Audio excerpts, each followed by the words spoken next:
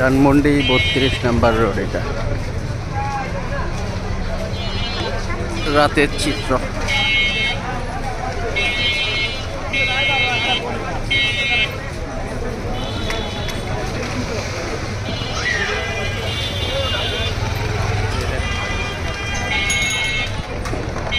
যে বঙ্গবন্ধুর বাড়ির এটা এক অংশ। এটার নিচে আরো 3টা ফ্লোর আছে মাটির নিচে। মানুষ উৎসুক জনতা দেখার জন্য আসছে কি আছে এর ভিতরে। পরে ওই যে লাইট জ্বলতেছে।